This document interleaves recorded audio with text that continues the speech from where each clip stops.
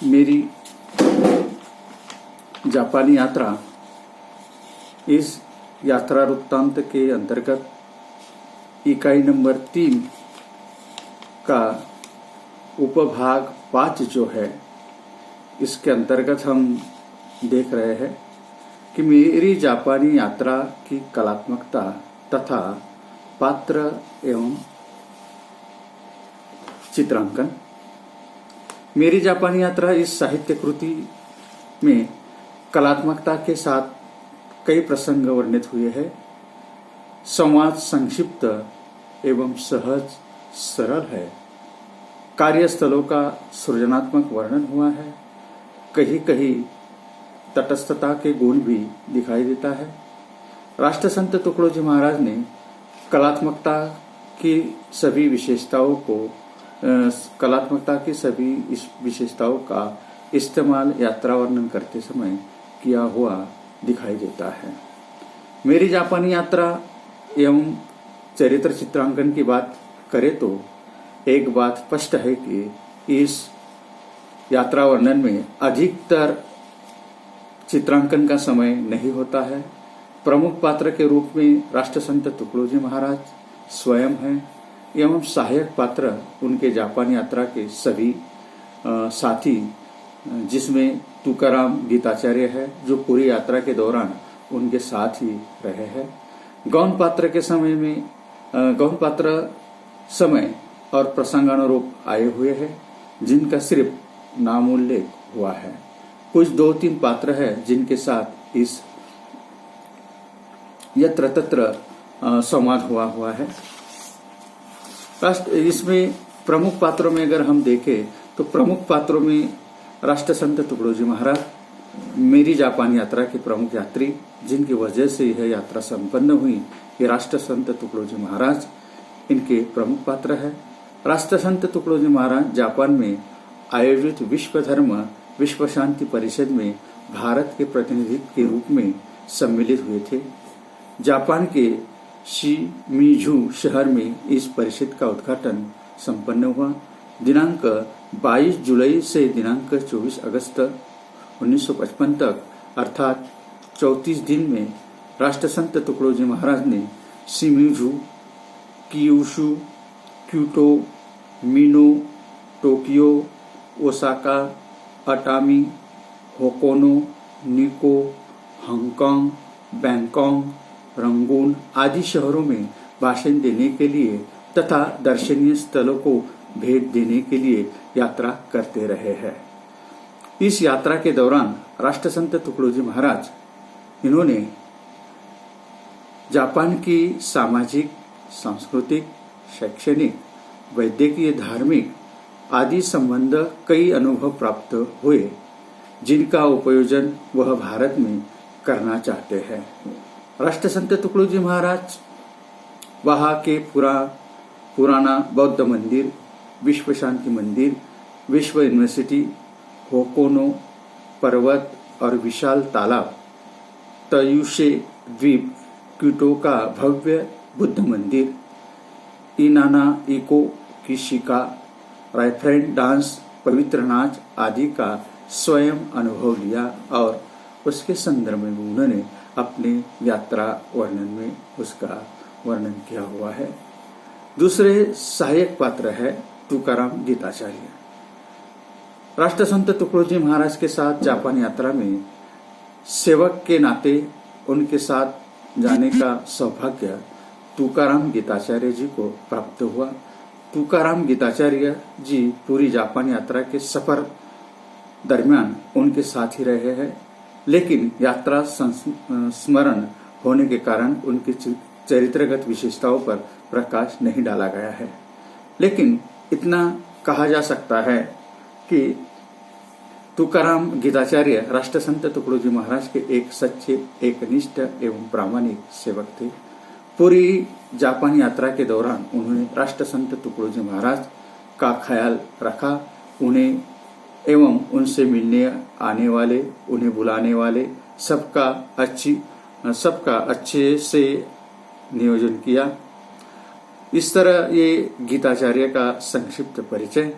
गौण पात्र में यह बताया गया है, मेरी जापान यात्रा। इस यात्रा संस्मरण में राष्ट्रसंत तुकडोजी महाराज जी को जो व्यक्ति मिलने आए या उनके संपर्क में आए, ऐसे लोगों का सिर्फ नामोल्लेख यह हुआ है।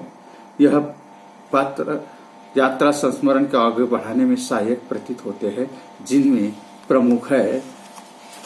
प्रमुख यहाँ बताए गए हैं। श्री नाकोनो धर्म संस्था के संस्थापक है। मिस फ्रांसिस काइजार्ड अमेरिका की लेडी प्रोफेसर है। शिवचरण बिरिक नेताजी सुभाष चंद्र बोस के साथी तथा जापानी यात्रा में कहीं अनुवादक। दुनिया शुक्ल नेताजी सुभाष चंद्र बोस के साथी। Mister E K Kirk professor Miyoshi. Shri Satyanand Malaya के रिलीज मिनिस्टर। डॉक्टर वेल्सल अमेरिका के professor. Mister Hitaka. Doctor Shri Abhyankar C Raghunath Prasad Sharma. Professor Chakravarti Tiripurari. Professor Ajranand Indonesia. भाई दत्तपाल चौधरी। यह सब पात्र राष्ट्रसंत तुकडोजी महाराज की यात्रा के साथ समय उनसे मिलने, उनका जिक्र राष्ट्रसंत तुकडोजी महाराज ने अपने यात्रा वर्णन में किया हुआ है। अब अगला उप यूनिट जो है वो है 6वें नंबर का यूनिट। अभी हम लोगों ने ये 5वें नंबर का उप यूनिट देखा, अभी 6वें नंबर का उप यूनिट। यहाँ मेरी जापान यात्रा इस कृति में राष्ट्रसंत तुकडोजी महाराज ने परिवेशगत चित्रण अत्यंत चित्रात्मक एवं कलात्मकता के साथ प्रस्तुत किया हुआ है। जापान की स्वागत परंपरा, सांस्कृतिक विरासत आदि का यथार्थ वर्णन उनके यात्रा वर्णन में है। एक उदाहरण यहाँ दिखाई देता है। समुद्र के किनारे में समुद्र पर्वत, विशाल वृक्ष, रंग बिरंगे फूलों से भरी क्यारियां, कितना मनमोहक दृश्य है वहां का। मगर ये सब लोग उद्योगी है, इसलिए शोभा देता है। जापान की सफलता का मंत्र उनके काम के कारण है। राष्ट्रसंत तुकडोजी महाराज उनकी कार्य पद्धति के संदर्भ में वर्णन करते हैं। अब चले कोई खेती में काम करने, कोई सीखने को, कोई रसोई को, कोई ऑफिस को, कोई उद्योग को, कोई पढ़ाई को, सब अपने अपने काम से लगे हैं। किसी को किसके पास फालतू बैठने की फुर्सत नहीं है, चाहे मालक हो या नौकर। इसे सराइन मंदिर के परिवेश का वर्णन उन्होंने बहुत ही यथार्थ एवं रोचकता के साथ किया है। 10,000 एकड़ में एक स्थान बसा है। बड़े ही मोटे और ऊंचे वृक्ष यहाँ है। चलने की सड़कें 125 फीट चौड़ी होगी। सड़क पर मोटी काली रेत डाली है। काम इतना गंभीर है कि विशालता की पूरी कल्पना होती है। जापान की खेती कृषि का भी वर्णन अत्यंत सजीवता एवं रोचकता के साथ प्रस्तुत किया गया है। जापान की मंदिरों की सुव्यवस्था, यातायात की व्यवस्था, खान पान की व्यवस्था, सामाजिक सामंजस्य आदि का वर्णन जैसे तैसे यहाँ किया गया है। सांस्कृतिक आदान प्रदान की बात करें तो भारत की सांस्कृतिक विरासत अत्यंत प्राचीन, समृद्ध, वैभवशाली है। भारत में जन्मे तथागत गौतम बुद्ध के मंदिर वहाँ हर गांव में पाए जाते हैं। गौतम बुद्ध के साथ साथ बैंकॉक में एक भव्य दिव्य महादेव शंकर भगवान का मंदिर है, जिसमें वहाँ का राजा 8 दिन में पूजा करने आता है। इस मंदिर के स्वर्ण के वर्क से रामायण के सक्रिय चित्र चित्रित किए हैं। उसी शहर में एक राम भक्त हनुमान जी का मंदिर है, जो शहर के मकानों से भी ऊंचा है। तथागत गौतम बुद्ध द्वारा स्वीकल्प समाधि का जो उपहार भारतवासियों को दिया गया है, उस उपहार का प्रत्यक्ष अनुभव एवं फायदा जापानी लोग ले रहे हैं। हजारों वर्ष के बाद भी इन्होंने भारत की सभ्यता को बनाए रखा है। यहाँ बहुत से नाम भारतीय ही मिलते हैं। इतनी ही नहीं, यहाँ के राज्य घरानों के और राज्याभिषेक वगैरह की पूंजीवादी के समय पुरोहित का काम भारत के ब्राह्मण ही करते हैं। वे सदियों से इसी देश में बसे हुए हैं। अर्थात भारत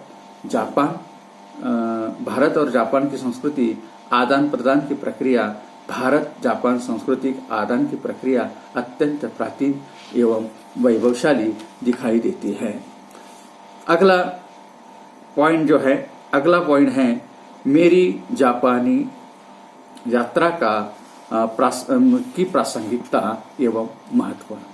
यहाँ राष्ट्रसंत तुकडोजी महाराज का यात्रा वृत्तांत जो है, मेरी जापान यात्रा, साहित्य कृति कोई भी हो उसका महत्व होता ही है तथा उसके विषयानुरूप वह प्रसंग भी होता है।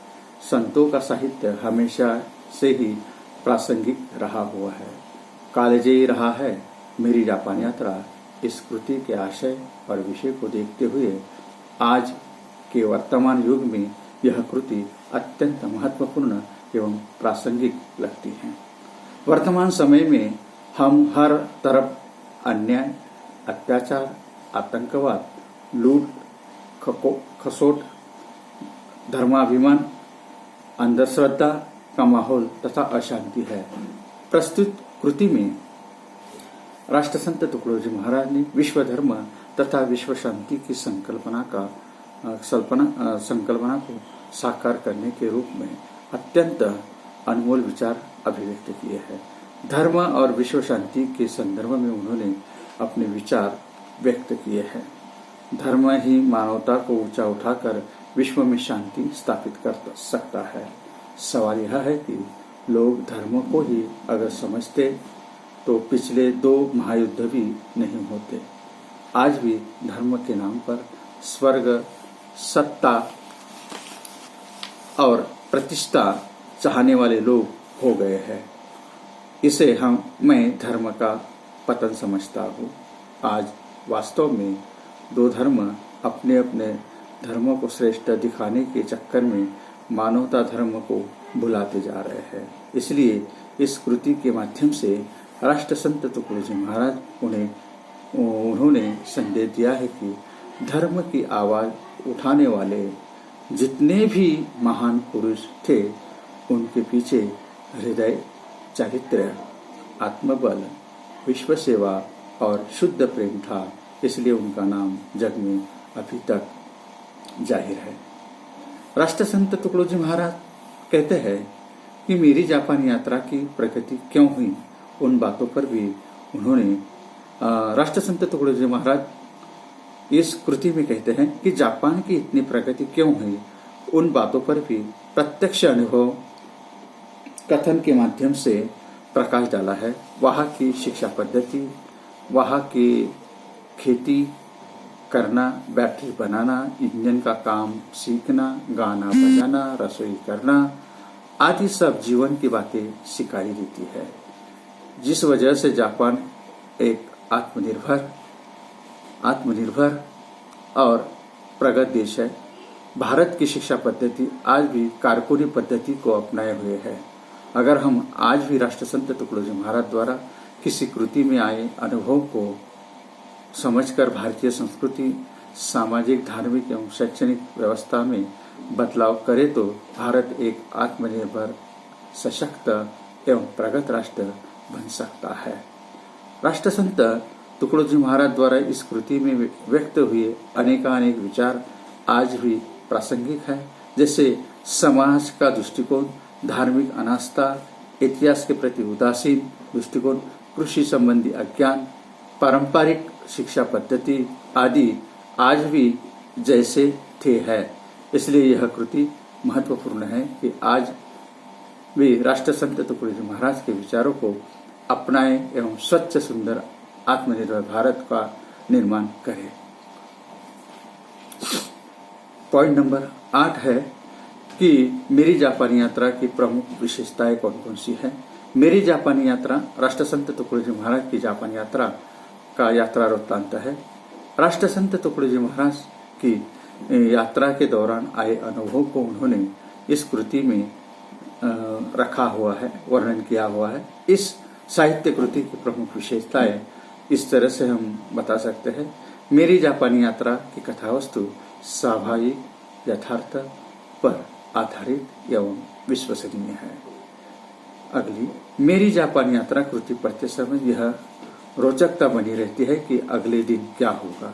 पाठकों में कुतूहल जगाने में यह कृति सार्थक रही है। मेरी जापानी यात्रा की कथावस्तु स्वयं लेखक अर्थात राष्ट्रसंत तुकडोजी महाराज इनके विश्व धर्म की विश्व शांति परिषद में भारत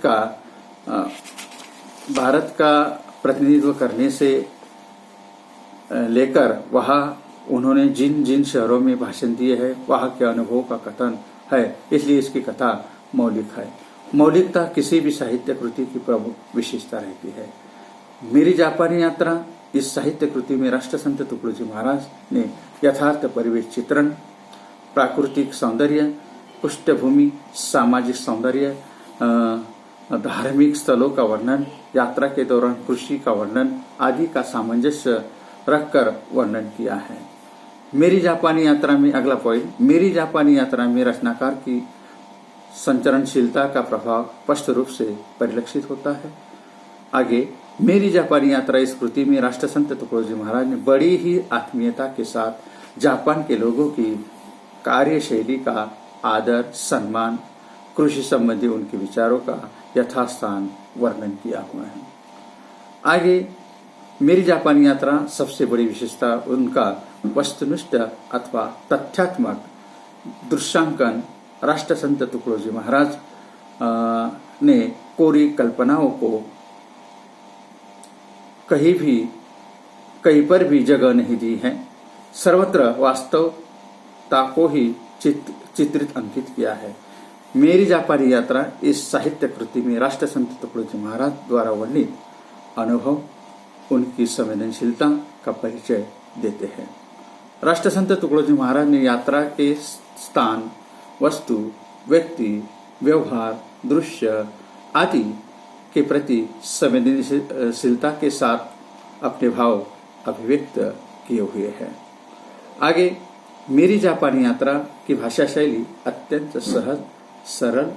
राष्ट्रसंत तुकडोजी महाराज ने अपने अनुभव डायरी में लिखकर बाद में उन्हें संस्मरण का वर्णनात्मक शैली में अभिव्यक्त किए हैं। भाषा कहीं पर भी क्लिष्ट नहीं है। अत्यंत सामान्य शब्दों में लेखक ने यात्रा अनुभव को व्यक्त किया हुआ है। मेरी जापान यात्रा में जो यात्रा अनुभव का वर्णन हुआ है वह अत्यंत रोचकता के साथ हुआ है। राष्ट्रसंत तुकडोजी महाराज ने विषय वस्तु को अत्यंत अनूठेपन के साथ अभिव्यक्त किया हुआ है। मेरी जापानी यात्रा इस साहित्य कृति में मौलिकता, विश्वसनीयता, यथार्थता, रोचकता, आत्मीयता, संवेदनशीलता, संचारशीलता, भाषा शैली एवं वस्तुनिष्ठ अथवा तथ्यात्मक दृश्यांकन आदि विशेषताएं परिलक्षित होती है। तो ये मेरी जापानी यात्रा के बारे में लेखक के जो विचार जो थे, उनके महत्व जो था, ये महत्व यहाँ पर हम लोगों ने और उसकी विशेषता को यहाँ प्रस्तुत किया है कि मेरी जापान यात्रा की प्रमुख विशेषताएं, ये इसकी विशेषताएं थी। अगला 90 नंबर का पॉइंट है कि मेरी जापान यात्रा का शिल्पगत अध्ययन एवं विश्लेषण। शिल्पी को अंग्रेजी में टेक्निक शब्द का इस्तेमाल होता है। शिल्प विधि का शाब्दिक अर्थ है किसी वस्तु या चीज के बनाने या रचना का ढंग अथवा तरीका। किसी भी रचना को प्रस्तुत करने में शिल्प विधि कारगर साबित होती है। इसकी भाषा शैली जो है, मेरी जापानी यात्रा, इसकी भाषा शैली जो है, इसकी भाषा शैली साहित्यकार अपनी रचना को विशिष्ट भाषा के माध्यम से अपना माध्यम से ही रूप प्रदान करता है। साहित्य कृति के रचनात्मक रूप का संबंध शिल्प से ही होता है। यह मेरी जापानी यात्रा का शिल्पगत अध्ययन निम्न बिंदुओं के आधार पर किया जा सकता है, जिसमें शब्द समूह, इसके शब्द समूह 5 प्रकार के हैं। तत्सम, तद्भव, अर्धतत्सम, देशज और अनुकरणात्मक ऐसे शब्दों का इसमें वर्णन किया गया है। देशज शब्द के में का अर्थ होता है कि देश में उत्पन्न हुई। तत्सम शब्द का अर्थ होता है उनके समान जो अपने ही देश के है। यह तो इस प्रकार से तत्सम, तद्भव, अर्धतत्सम, देशज, विदेशी शब्द आदि शब्दों का इसमें प्रयोग किया गया है। उर्दू के भी कहीं कहीं शब्द यहाँ आए हुए, उर्दू के आए हुए, फारसी के आए हुए, अंग्रेजी के आए हुए हैं। ये इसे हम विदेशी शब्द कहते हैं। कहीं कहीं लोकोक्तियाँ और मुहावरों का भी वर्णन यहाँ किया गया है। शब्द संचार जो है सहचर शब्द अर्थात जहाँ एक साथ 2 शब्द प्रयुक्त होते हो, बोलचाल की भाषा स्वाभाविक बनाने के लिए इन शब्दों का प्रयोग यहाँ होता है। और ये भी राष्ट्रसंत तुकडोजी महाराज ने इनका भी यहाँ वर्णन किया हुआ है। रहन सहन, ठीक ठाक, खेत खलिहान, पढ़ाई लिखाई, जैसे तैसे, मोह माया, घर द्वार, चमक आदि यह शब्द है। शैली शब्द का अर्थ है विचार प्रकट करने का तरीका। अंग्रेजी शब्द स्टाइल का हिंदी रूपांतर है। शैली के माध्यम से रचनाकार अपनी रचना को नया रूप प्रदान करता है। राष्ट्रसंत तुकडोजी महाराज ने जापान के यथार्थ को आदर्श दर्शाने के लिए एकाधिक शैलियों का प्रयोग यहाँ हुआ है, जिनमें निम्नलिखित है। वर्णनात्मक शैली है, व्यंग्यात्मक शैली है और प्रश्नात्मक शैली है, संवाद शैली है आदि शैलियों का प्रयोग इस राष्ट्रसंत तुकडोजी महाराज ने अपना जो यात्रा वर्णन है इस यात्रा वर्णन में किया हुआ है। और यहाँ पर ये जो पॉइंट जो है ये इकाई नंबर 3 का 90 नंबर का पॉइंट जो था, ये 90 नंबर का पॉइंट यहाँ पर समाप्त होता है। और हम अगली तासिका को फिर मिलते हैं। यहाँ आप लोगों को सूचना है कि अब टेस्ट जो है या कसौटी परीक्षा जो है ये व्हाट्सएप ग्रुप पर जो प्रश्न या गूगल पर ये प्रश्न देने वाला हूँ, वो प्रश्न के प्रश्नोत्तर भरकर आपको फॉर्म सबमिट करना है। और ग्रुप पर नोट्स भी दिए हुए हैं जो आपको उसकी जेरॉक्स निकाल कर या कहीं पे भी पेन ड्राइव में पीडी में सेव करके रखना है और उसे सुरक्षित रखना है। तो घर पे रहिए, सुरक्षित रहिए और जैसे जैसे कॉलेज सूचनाएं देंगी उन सूचनाओं का पालन करें। जहाँ पर हम रुकते हैं और अपने जो दोस्त है उन दोस्त से संपर्क बनाए रखें, हमसे संपर्क बनाए रखें, कॉलेज से संपर्क बनाए रखें। और आपको कोई भी अगर समस्या है तो आप कोई भी संकोच न करते हुए मुझसे आप संपर्क कर सकते हैं। मेरा व्हाट्सएप नंबर आप लोगों को मालूम है, वहीं पर आप कभी भी मुझे फ़ोन कर सकते हैं। यहाँ पर हम रुकते हैं और ये G3 जो है हिंदी यात्रा साहित्य जो है विशेष विधा, ये यात्रा साहित्य का ये चैप्टर, ये प्रकरण यहाँ पर समाप्त होता है और अगली तासिका को हम मिलते हैं। तब तक के लिए यहाँ रुकते हैं।